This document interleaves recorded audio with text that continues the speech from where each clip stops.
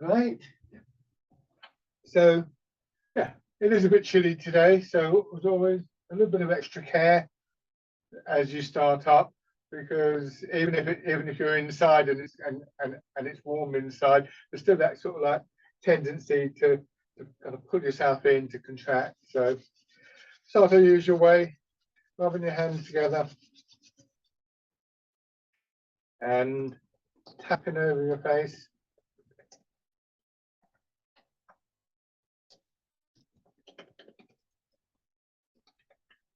And then over your head and neck.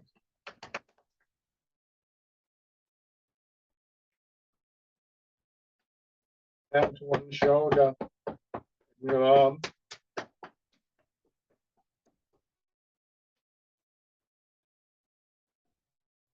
The other side.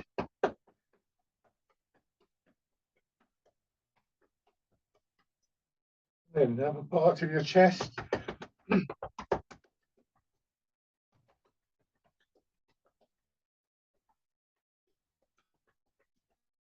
Your belly.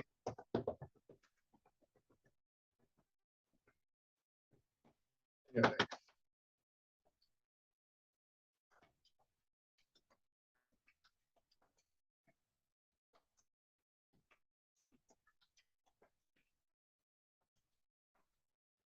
And then just a reminder, really, that those tapping exercises are very adaptable. So, you know, again, chilly mornings can be hard to get going in the morning.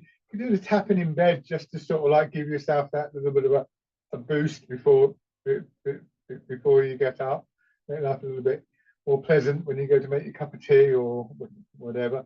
And indeed safer, because colder weather is always going to be a bit more sluggish. So sitting back, feel your weight dropping back into the chair, mostly through middle of your back, somewhere, hips, buttocks, that kind of area.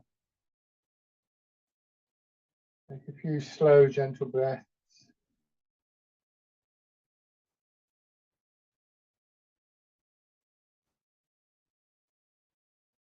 Just feel the rhythm of your breathing beginning to sort of surface your awareness.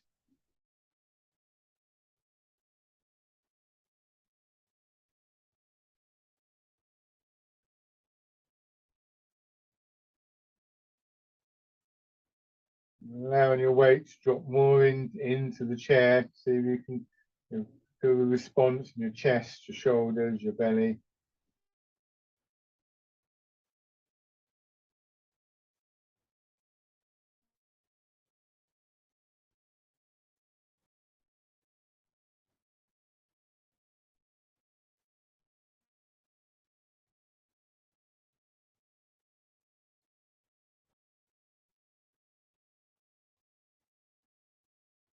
Now, just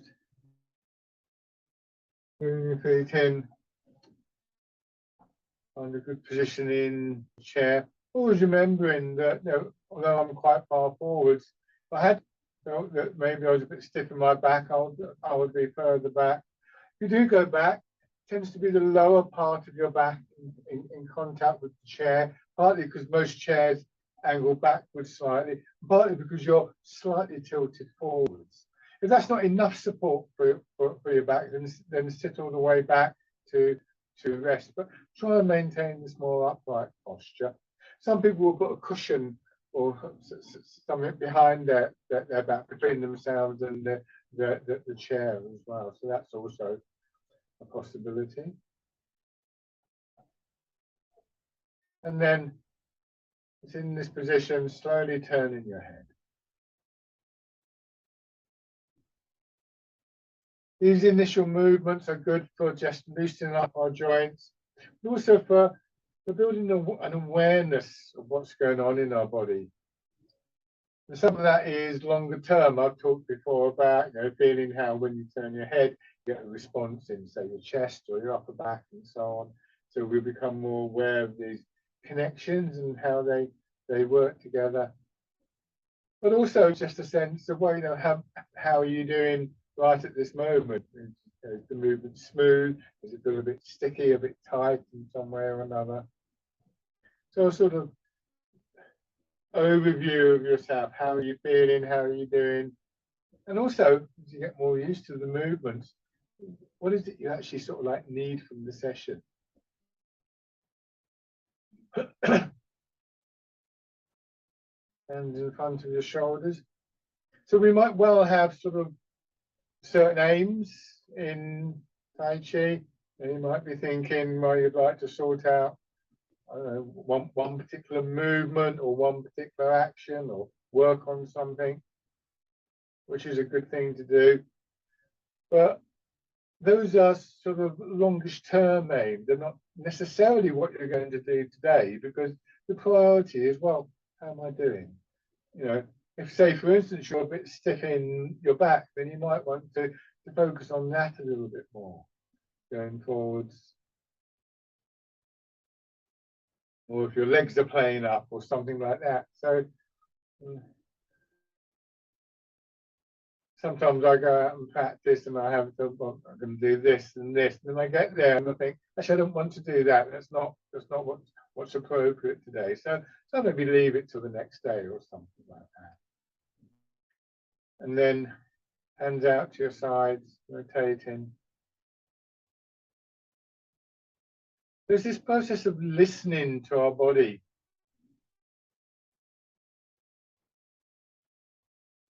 There's no point learning to listen to your body if you're then going to ignore what it's telling you.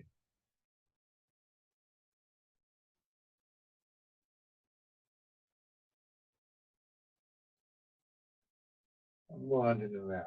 And as always, that listening process is a great benefit to the mind. It's not a one-way thing. It's not mind over matter, but that awareness of what's going on within your body draws your attention in. That's really the process of developing this lovely sort of deep calmness that we can feel when we're doing Tai Chi. Parts like that, back the other way.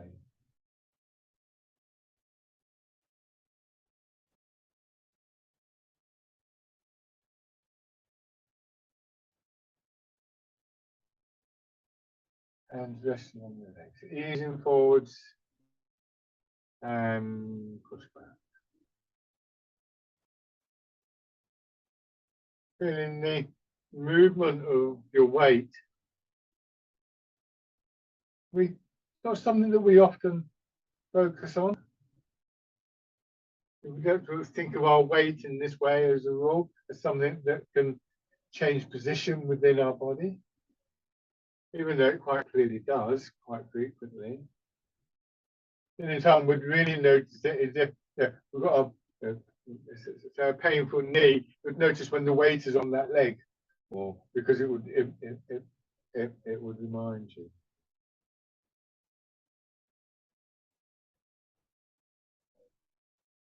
And forwards into your feet, easing back.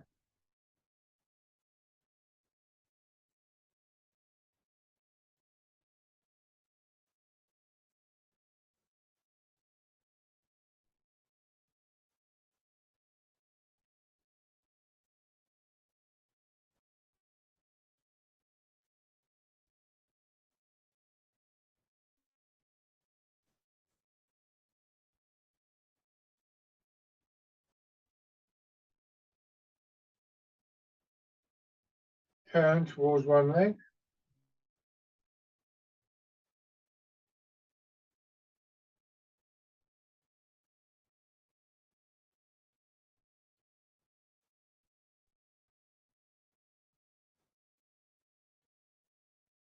And then in the direction.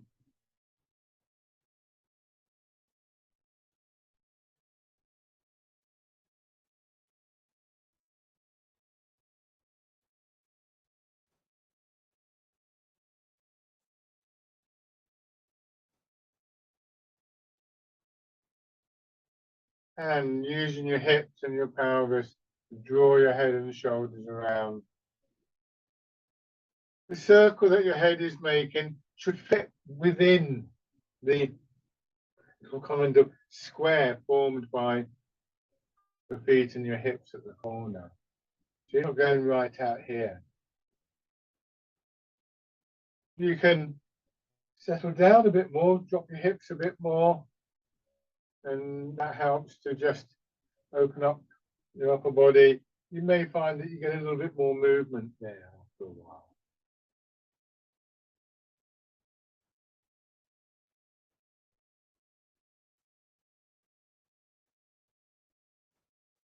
Go back the other way.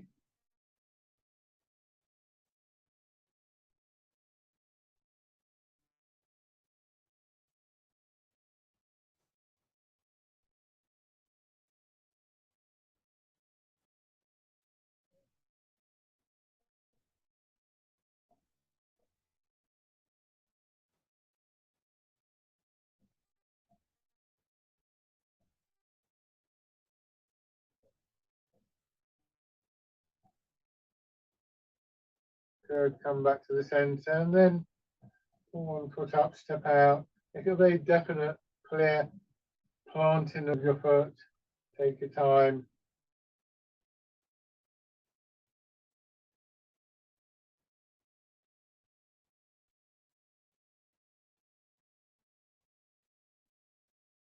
And then on the other side. And again, these little opening movements, the joint rotations and so on, not a bad thing to do if you're looking for something to do at the start of the day. It doesn't have to be complicated. But the whole effect is to just give you that process of centering and rooting along with the physical movements to get your body jump started, as it were. Placing your feet down again. So now, hands to your sides. Turn your hands forwards. Easing forwards and pushing.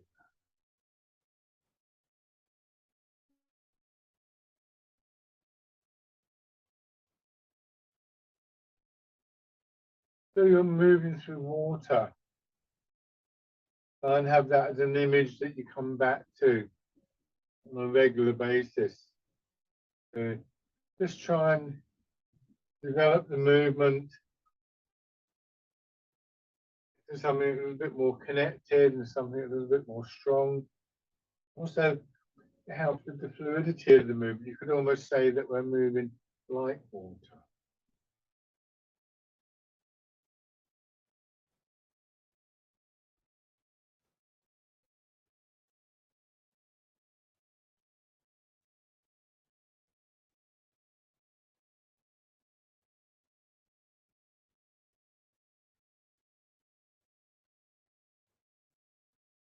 This time, keep your hands facing back, moving into fisherman castanet.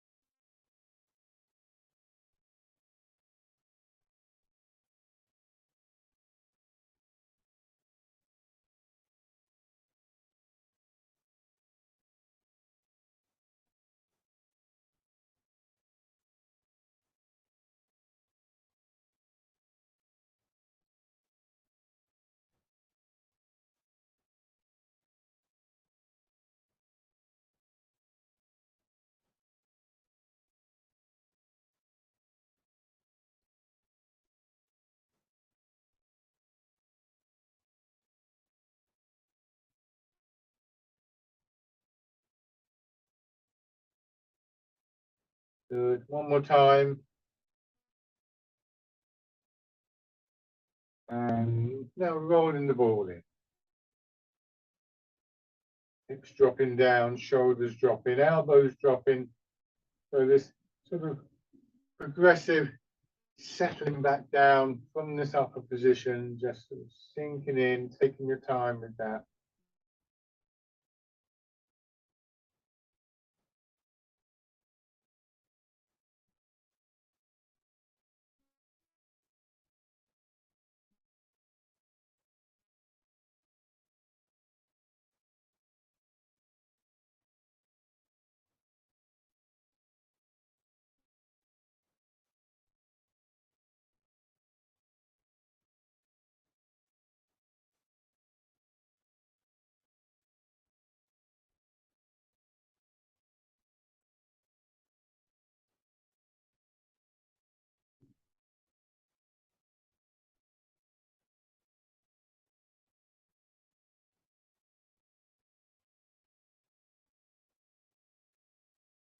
And then this time change into pigeon spreads its wings. So your hands come up, turning palm in, just with your chest opening up a little bit.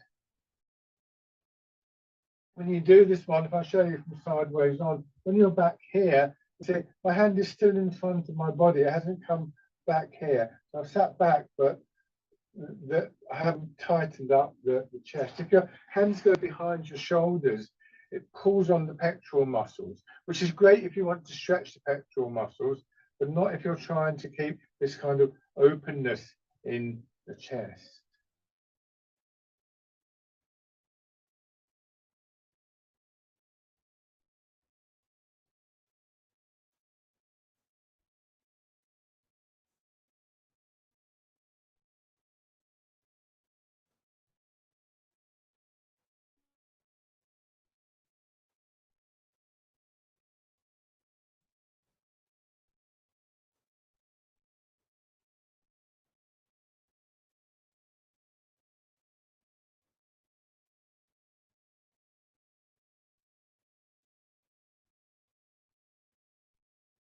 And change into pushing wave, keeping your hands fairly low so they come back towards your hips.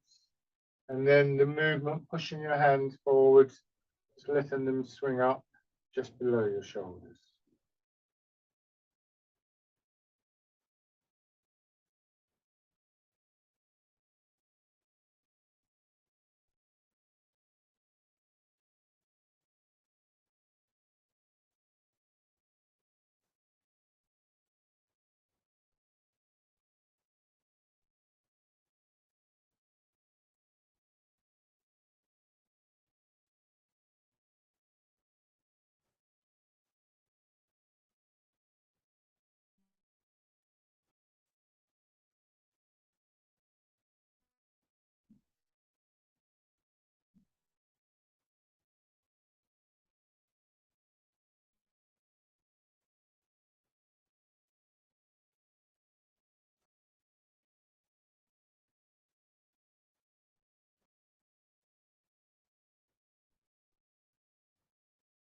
One more time. And this time again, bringing your hands down, but twisting them, rotating them to palm up. Again, don't pull them right back. And when you push out, just keep them at about the same height, just a little bit above your legs. And most of the sort of backward movement should be absorbed into the spiraling quality in the arm rather than pulling back.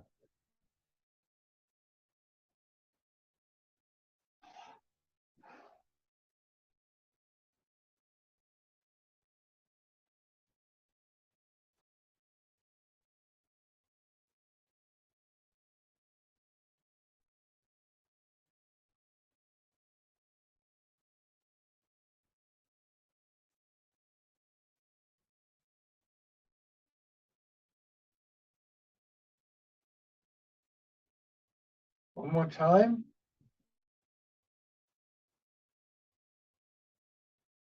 Open your fingers, turn your hands out a little bit more.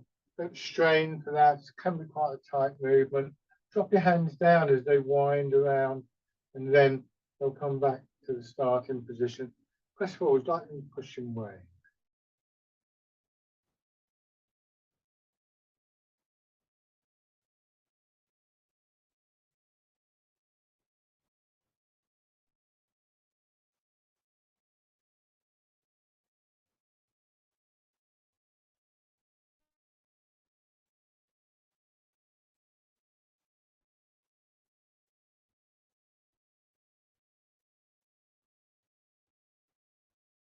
So make this last one. So as your hands come back and settle here, turn them palm down, polishing the table, turning, feel your hips dropping back in the chair as your pelvis tilts forward. So there's a pull from, sorry, from your hips, from the tail of your spine up through your back. Stay gentle. This is sort of opening and then a contraction back. opening and contraction back. So we've still got the image of polishing the table, as the name suggests, but we also become aware of other elements in the movement. Try not to get stuck on any one thing.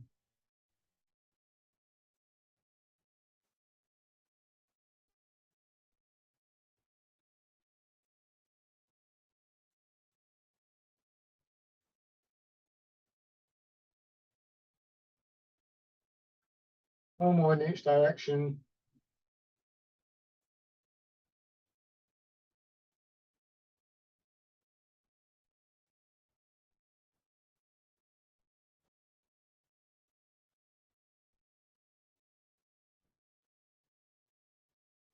And turn your hands palm up. Gentle pressure downwards through your feet and your hips. Use an upward movement. And then turn your hands, so you're pressing down on a ball in water. And that image is quite a useful one because it also illustrates these two principal energies of the downward pull of gravity, downward movement, which is really what you're employing here. You get to here, and it's like gravity pulls your elbows down, pulls your shoulders down, and all the time you're not stiffening your hips or your lower back. That will lead to a contraction, quite a powerful contraction. And the opposite here is that pressure up through your hips. So just letting all of that settle into a nice steady rhythm.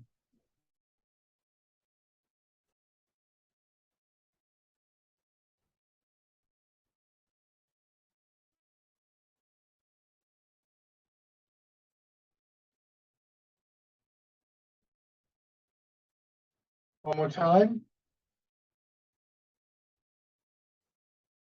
And change into the wild goose. This has many similar qualities to the last exercise.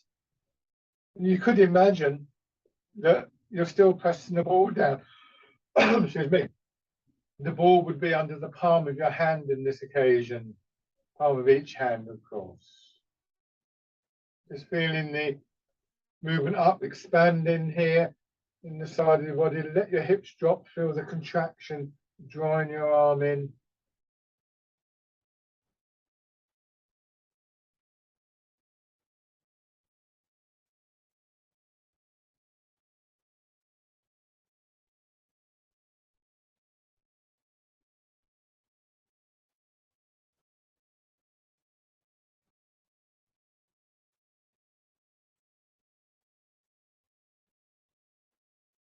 Heart in the clouds, easing forwards a little bit, let your hands cross in front of your knees, sitting back and then again pushing up.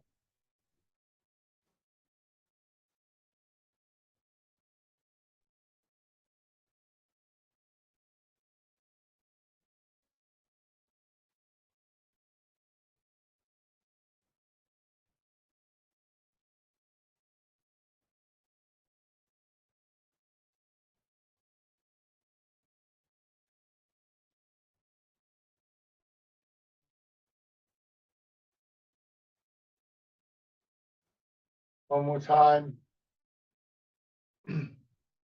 Changing now to dragon plucks the stars from the sky. Again, that lengthening through one side of your body.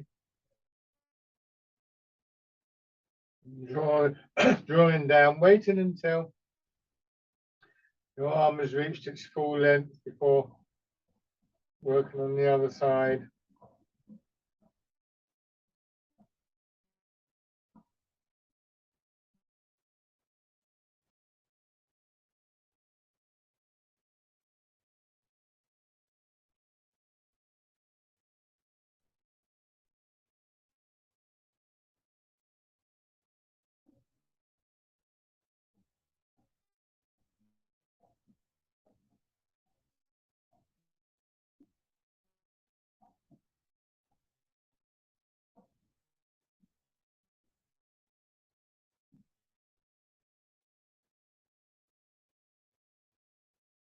Do one more on each side.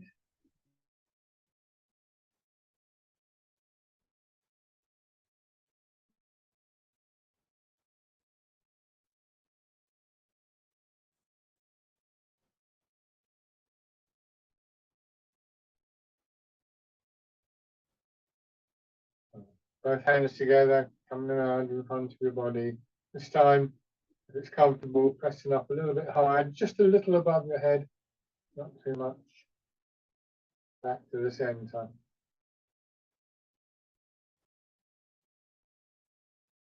Push sideways and then back. We're alternating those two, just feeling the difference in the movements response within your body.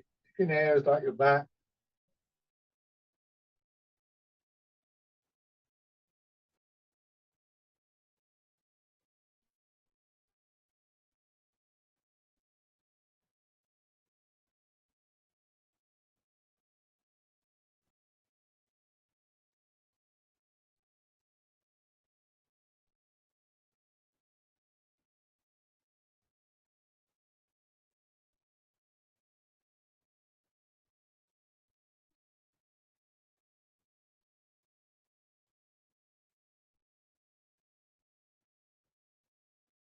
One more round.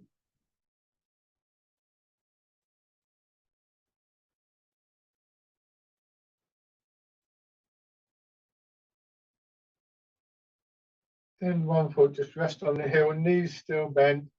Tilt forward and your hips still dropping back, so lengthening through your spine. And just feel yourself drawn back to the upright position.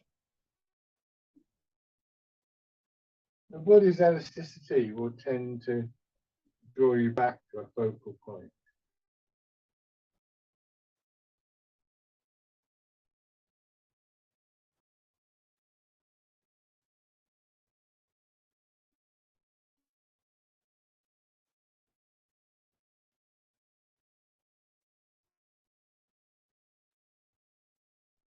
Once more. And then your hands drop down. Again, a loose fist, going forwards, letting your arms swing over, but hips staying back. When I say go forwards, really thinking about your head tilting forwards. I can't do both arms. You do this. Notice how the arm is just slightly behind. When it's done with both arms in particular, you'll find that opening in your chest. Just then contract, helping to bring the hand over. You would, of course, normally do it on both sides. I've got the chair back in the way as well.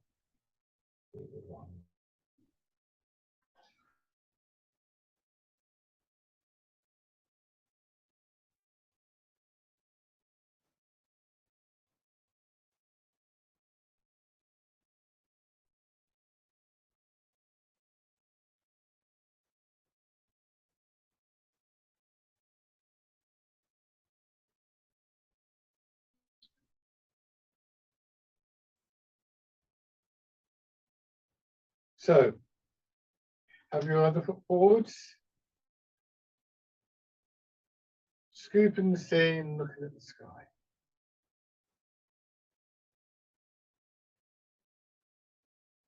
Be careful with this one. You don't want to go too far forwards. You do get a little bit of what I would describe as a soft stretch in the back of your leg and in your back, but you're not sort of trying to stretch out to reach your toes or anything.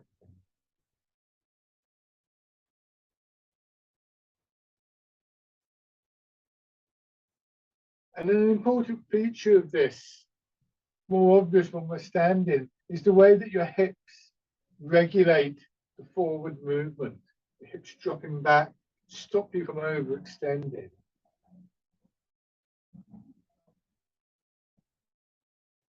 And then same thing here, really. You're pushing up from the hips, your back is lengthening,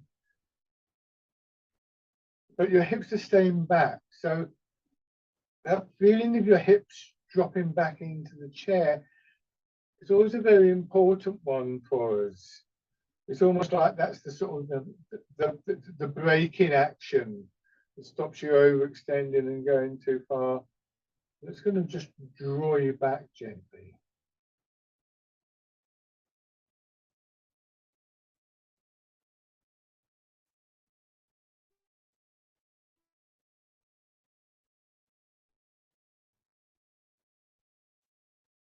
One more time.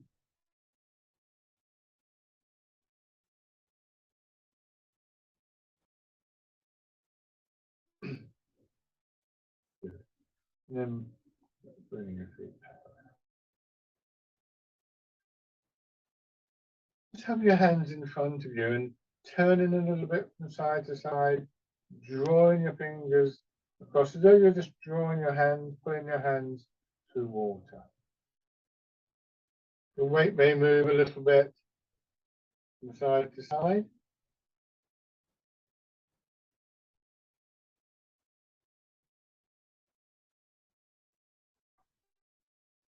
Notice that my body's turning, so I'm not doing this. My hands are staying more or less at the same angle. So the angle between my arm and my chest, it changes a little bit. You're not holding your arm rigid, but it's not, doesn't come right across like that. This time, as you turn, sink back into your left hip and just bring your hands close to your left hip, push up, and then around and back to your right hip. So you go forwards a little bit here and back. Forwards and back.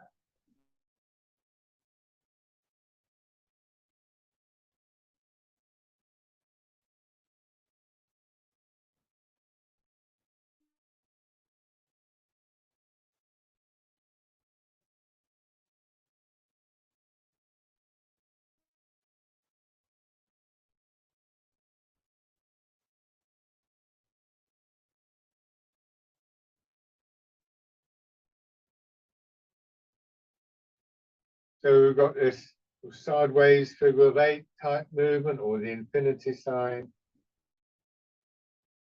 Still that feeling of pulling your arms through water.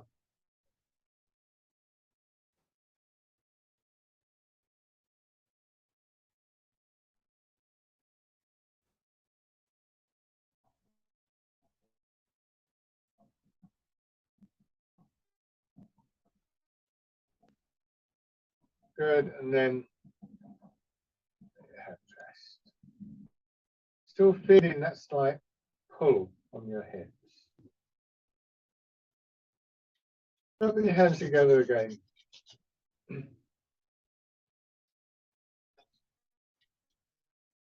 Tapping over your face.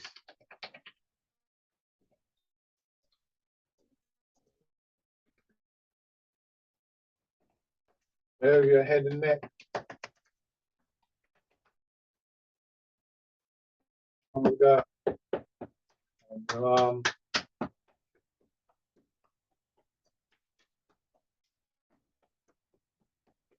The other side.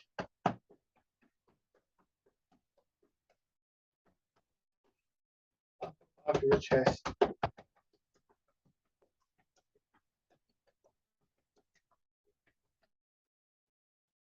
Your belly.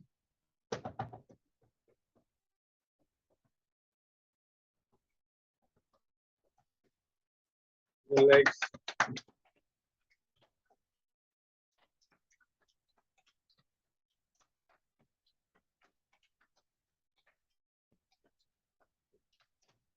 And just resting on your legs now and pushing your heels up and down.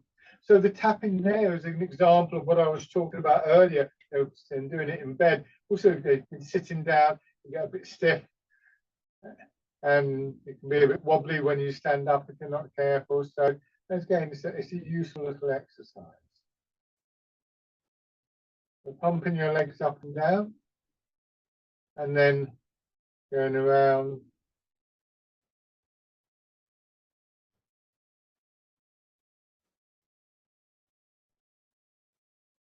And back the other way.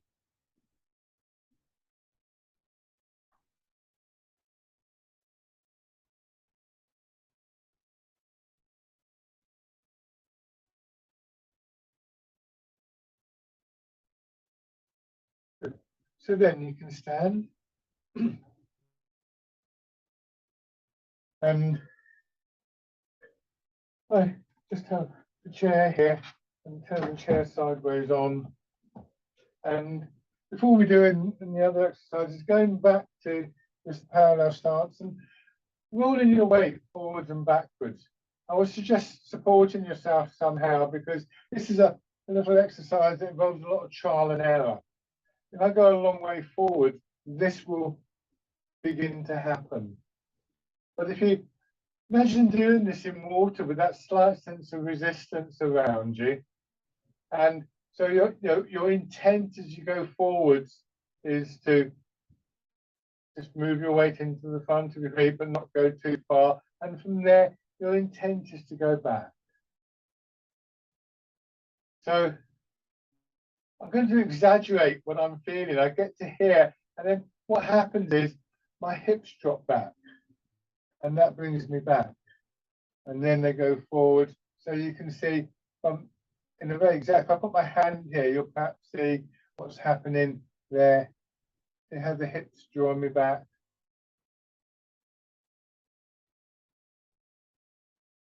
Not only do they draw me back, but if I'm leaning out a long way, they draw me to the upright position. And this feeling of your hips dropping in to the ground, whether seated or standing, is really quite a key element.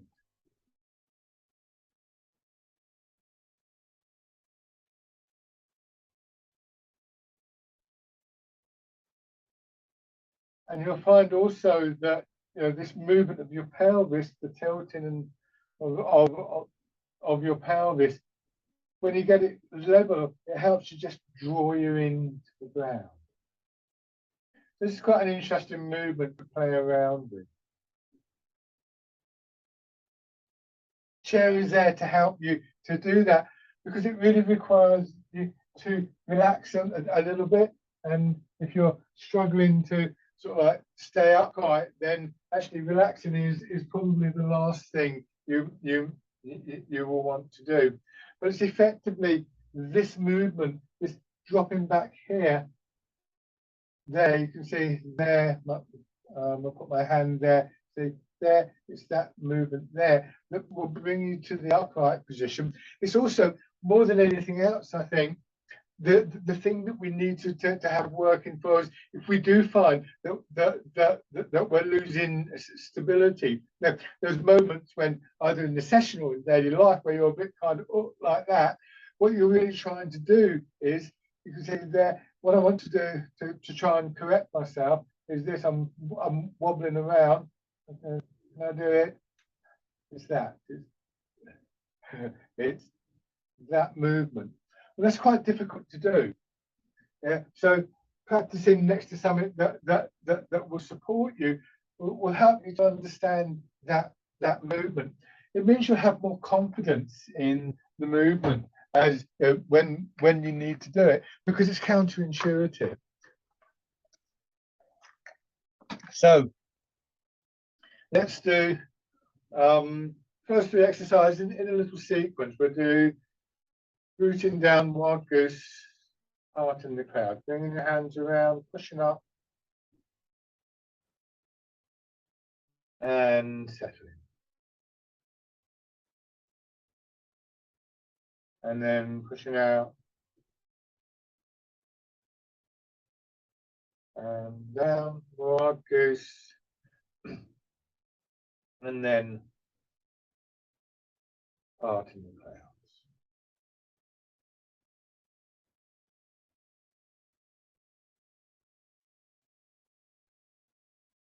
Back to rooting down.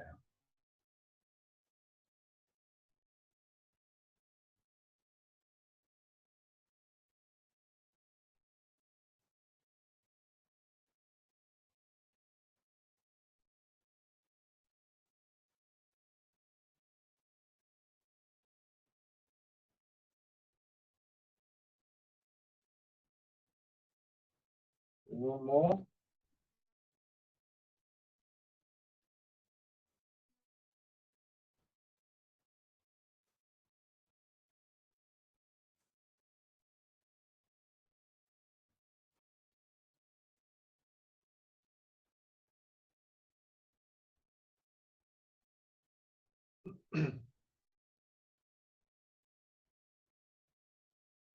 And shake out. Before we go into the weight transfer and the stepping, I'm going to do the standing version of scooping the sea and looking at the sky with you. I'm going to bring the chair back in because I think to begin with, it's a good idea to do it with the chair. Again, you know, we want to be careful with this exercise, but it's worth doing. Don't overdo it. So if you just watch, I've got 1 foot forwards. I'm standing up right now. I'm only going to do it with one hand, by the way, obviously, because I've got the other hand supporting myself on the chair. The first thing I do is I push my hips back, and you can see how that sends my head forwards. It also can send my center of gravity forwards, at least on this occasion, I want it to do that. So I begin to move forwards like this. So I push the hips back, I let my weight go forwards. But that can happen very easily, of course. We don't want that to happen. And so what we do is, as we feel the weight going into the front foot, we let the hips drop back. And that does 2 things. One is it brings our shoulders and our head upright from here to here. The other thing it seems to do is that as it levels off, it seems to really push the weight into the foot, so that rather than the weight having a tendency to go out there, if I take this a stage further, don't do this, from here, it's quite wobbly. If I can do this, suddenly my weight is back bearing down through my leg. So it's quite an interesting exercise from that point of view. Don't overdo the tilting forwards. So use something for support. Use the other hand. Doesn't matter which hand you use. Just looking a little bit towards the extended foot, dropping back in your hips.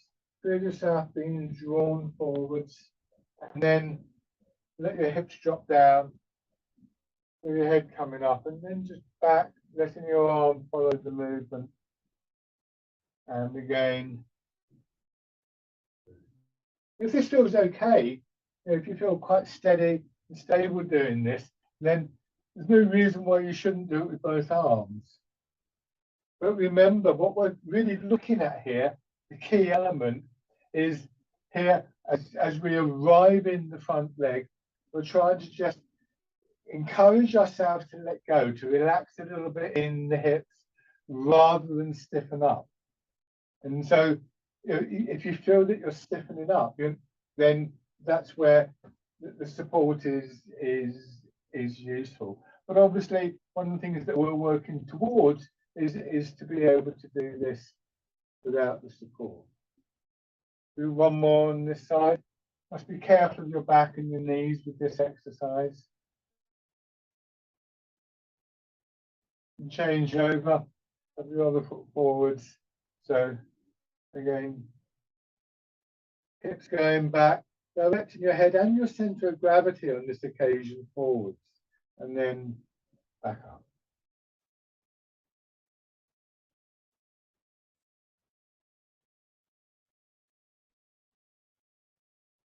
So sometimes we use the hips tilting back to keep the weight above the supporting leg. But on this occasion, the intent is to push the hips back to give you a little bit of momentum going forwards.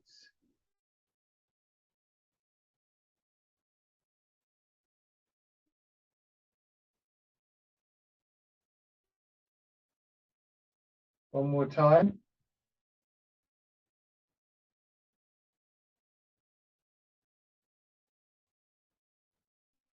Okay. Get the chair out of the way. What this does is provide us with what is essentially a missing link. When we come to the step in, so just for example here, we don't tilt forwards, although in everyday walking, this is what we would do. We would lean forwards very, very slightly, which is a good way of building up momentum. The problem is that if we lean forwards too far, of course, then we go. So again, thinking of your hips as being like the brake. If you drive a car or you ride a bike, you know that if you're coming up to a corner or something, you cover the brake, you put your hands on the brake levers, you're ready to use the brakes. And in the same way, we want to be just aware in the back of our minds, or sort of subconsciously, that there is always this pull on the hips. That means that if we did suddenly do that, that becomes much much more realistic. So from the parallel stance, have 1 foot forwards. And although we're remaining upright here, still that feeling, see if you can just detect that slight, not unpleasant at all, pull on your hips, lower back, buttocks, that kind of area, as the sort of counterbalance to the tendency to go forwards. So which particular direction we go in, forwards, backwards, or down, is a matter of our intent. But we have, in a sense, when we do this, we have 3 options. I can move the weight forwards or backwards. As we know, this is obvious. But I could also, I could also stop in the middle if I wanted to, by applying the brake. I talk about applying the brake. Actually, it's not nearly as, it's almost like the brake is waiting to be operated,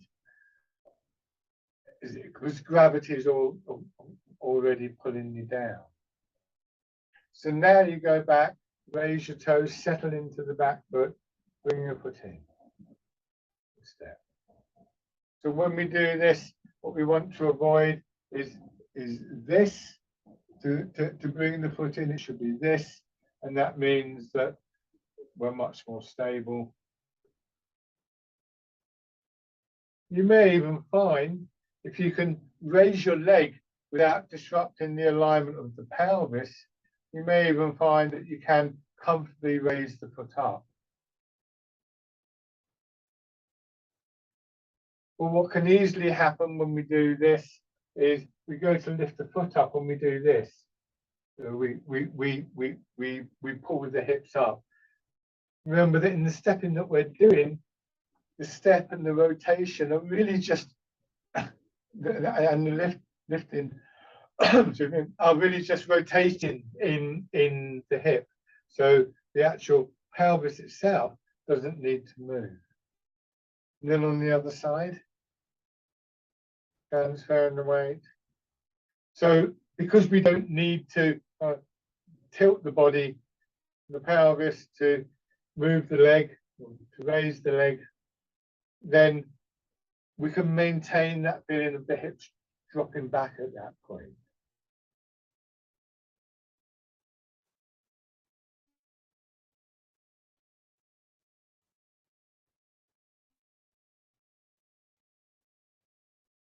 And then raising your toes and your heel.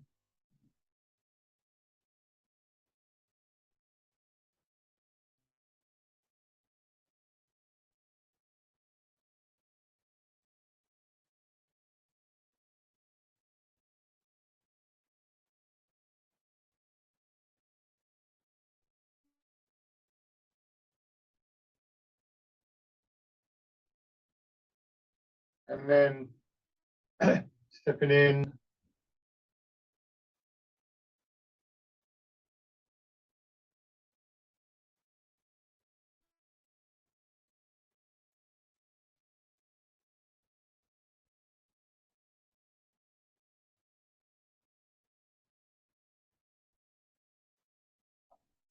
And step through.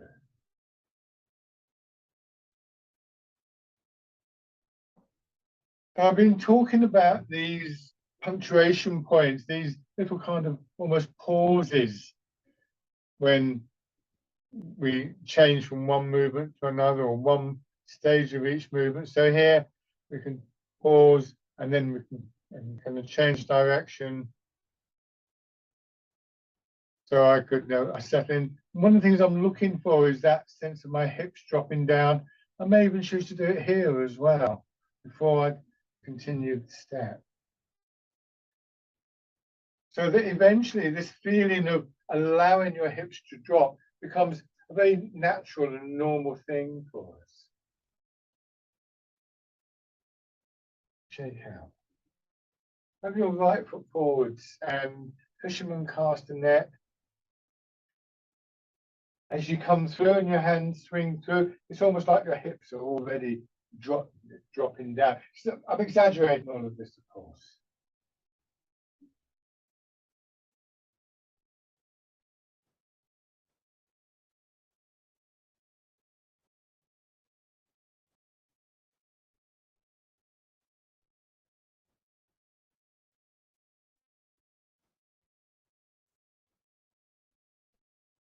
And then coming back and turning, sweeping your hands down and up again, that sideways figure of 8.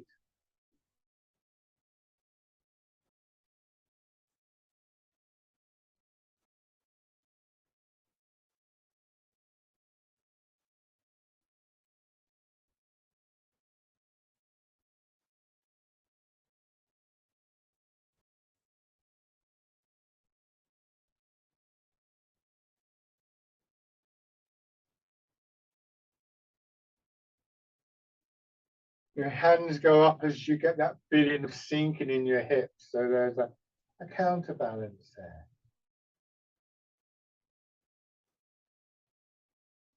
Okay, so now on the other side, starting with fisherman cast net.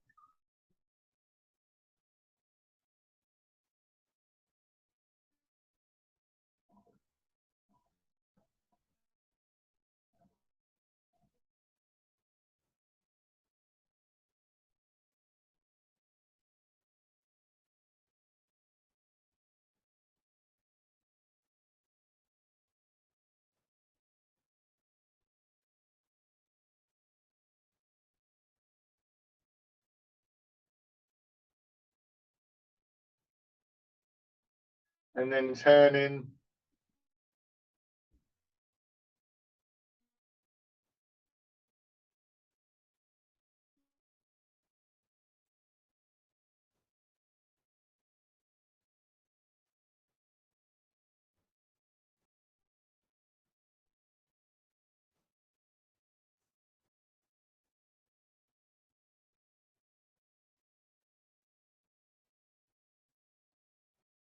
So we go into the front foot, the hands rise, your hip sinks down, and you can step through.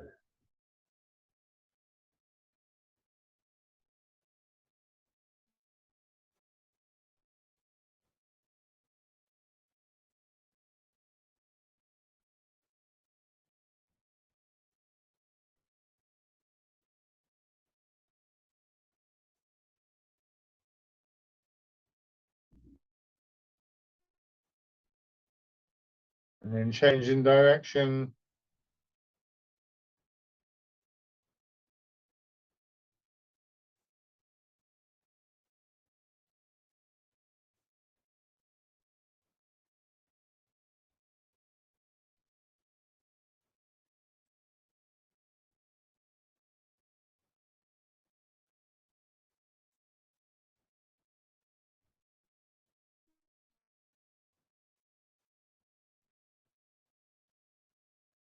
And then lovely. Find your chair again. Really, what I'm talking about is the same action as we would use when we sit into to a chair. We sometimes use the term sitting just to remind you by the scooping the sea. It's here, and what happens here is I sit back. Well, this is what happens when we go to sit down. The normal way of sitting down. We're here. I push my hips back. I find the chair. I let my hips go back into the chair, and then hips and pelvis roll back, and I come to the upright position. It's easier to feel that action in the chair because you haven't got the problem of holding yourself up with your legs. It's certainly easier on the legs. What that means is it's going back to the start of the session, that this exercise that we do with the weight rolling forwards and backwards. Actually, we can think of that as really the same action as we would use in scooping the sea, and the same feeling of sitting back that we want to have as we're walking around in one way or another. Just a kind of baseline feeling. I sometimes say that these kind of qualities, we want to practice them until we get so used to them that it's a bit like tying your shoelaces up. You know, we don't walk along the road and sort of look down, yeah, shoes done up, oh, it's still done up, it's still done up, I'm doing okay. We just walk along the road, and suddenly you realise that something's different, something's amiss, and and it's because your shoelace has come undone or something like that, and you just stop and do your shoelace up. So it just becomes one of the accompanying qualities that we have as we move around. There's familiarity with the idea that we do that. So embrace tiger, return to the mountain, feeling your hips sinking back and the push up. Bring your hands around, holding the ball against your chest and drawing in and settling.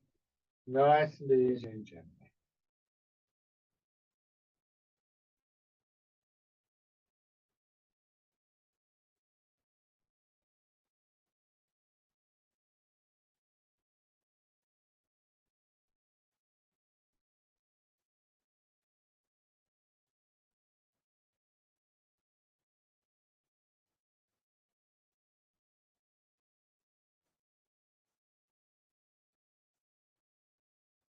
One more time.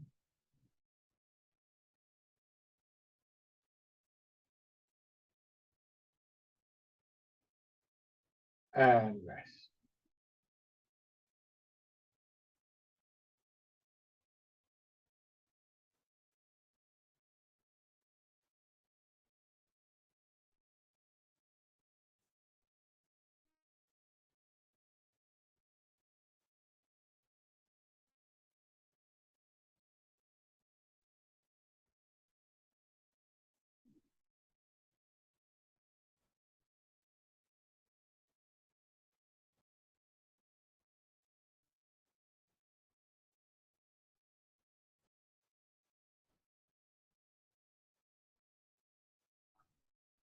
Lovely. And then just open your eyes. It was great. Thank you very much, everybody, once again. So practice the sinking of your hips and